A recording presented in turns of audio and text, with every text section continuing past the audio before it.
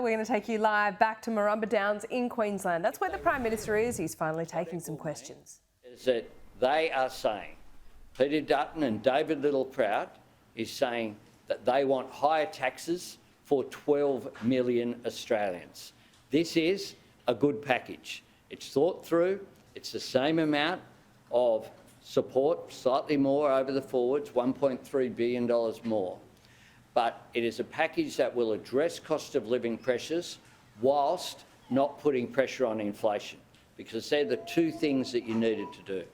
There's a lot of talk before the last election from Anastasia Palaszczuk about the importance of 50-50 health funding, and you were going to look at that. Never happened. Now that Stephen Miles is in, is there a better chance for Queensland at actually getting that funding? We have settled an arrangement with the support of every state and territory for the Commonwealth spending to go up to 45% over the next two agreements. Some states and territories were getting just over 30% of funding, just over 30%. That recognises a considerable investment.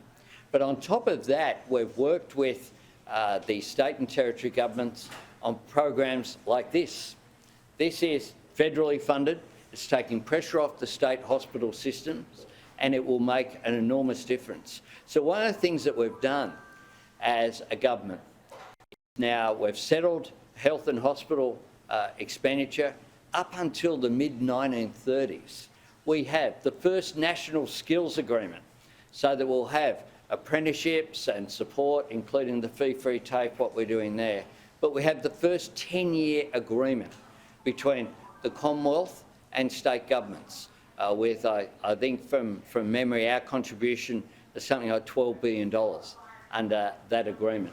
In addition to that, I'm very pleased that Jason Clare today, along with Premier Cook in Western Australia, has announced the first agreement between the West Australian government and the federal government, but we'll be working this through with every state and territory government, including here in Queensland.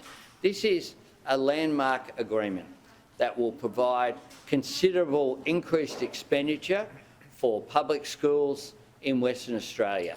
The difference represents a $777.4 million increased investment by the Commonwealth between 2025 to 2029. So what we're doing is addressing immediate pressures where they're there, but we're also looking to the future. So 50-50 is dead buried, cremated? It's off the table? There's an arrangement has been agreed to with every state and territory government for health and hospital funding, but the key between the Commonwealth and states and territories is how do we improve primary health care? That's what will help take pressure off the hospital system. Young Jacinda here, who was in the emergency department for hours, but of course in an emergency department, when there's a motor vehicle accident or something that is acute and life-threatening, that of course gets seen to first. By doing what we are doing here with urgent care clinics, we are delivering better care for people through the primary care system, but at the same time, we're providing an enormous benefit for public health systems and for hospitals and emergency departments right around the country. Prime Minister, out-of-pocket costs for procedures in the private health sector have surged 300%. Does the system need reform? Thanks for that question. I've read those reports over the course of this morning, and they're obviously very concerning.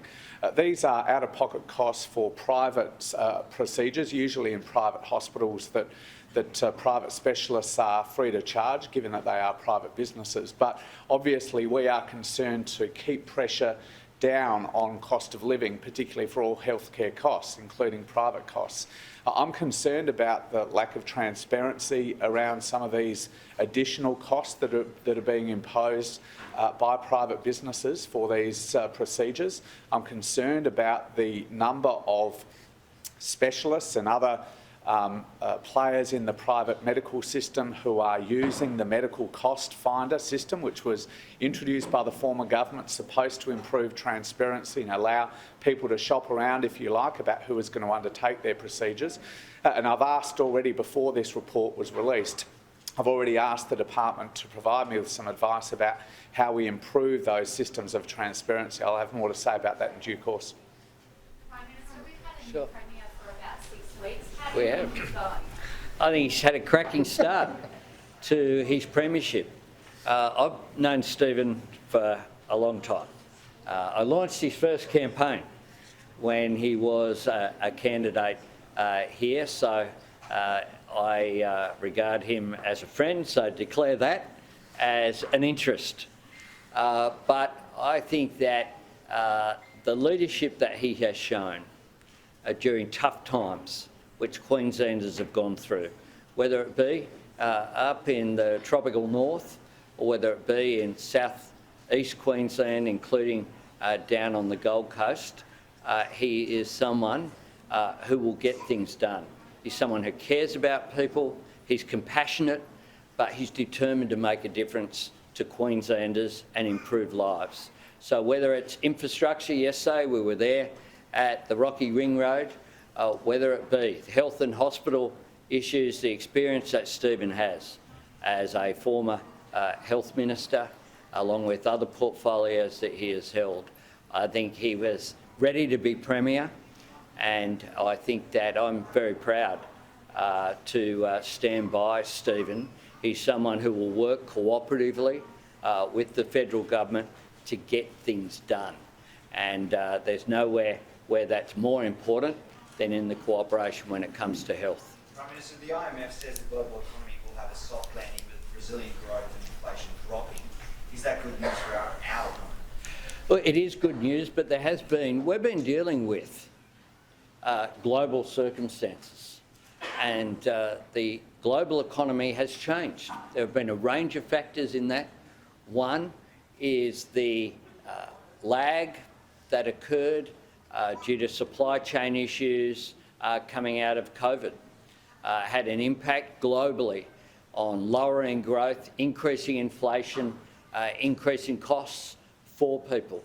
In addition to that, then you had the Russian war against Ukraine, the illegal invasion, that had a massive spike in energy costs throughout the world. In the UK, inflation hit double digits. Here in Australia, that led to an increased inflationary environment. It peaked at 2.1% in the March 2022 election quarter, before the election, before I came to office. And we saw the first interest rate increase before the election campaign. But no one at that time was saying that there would be the number of interest rate increases. You will recall the former Reserve Bank Governor giving an assurance that up until this year, interest rates would stay at 0.1. That didn't occur. That has led to cost of living pressures. That's what we are responding to. And the responsibility of governments is when economic circumstances change, you change your economic policy. Just like we responded to the pressures on energy prices by coming to an agreement with the Queensland Labor government, but with the New South Wales Liberal coalition government as well, to put a cap on coal and gas prices and to have an energy price relief plan that has provided significant support here for Queenslanders. So we have done a range of cost of living measures, cheaper medicines, the energy price relief plan, fee-free TAFE, at the same time as we've been determined to increase wages. So we have had real wages increase for the last 2 quarters. That is a positive thing for workers. It's something we committed to. But we understand and have listened to Australians who have said we're under financial pressure, we need the government to do more, which is why our plan for cost of living relief through tax cuts for every taxpayer is the right plan.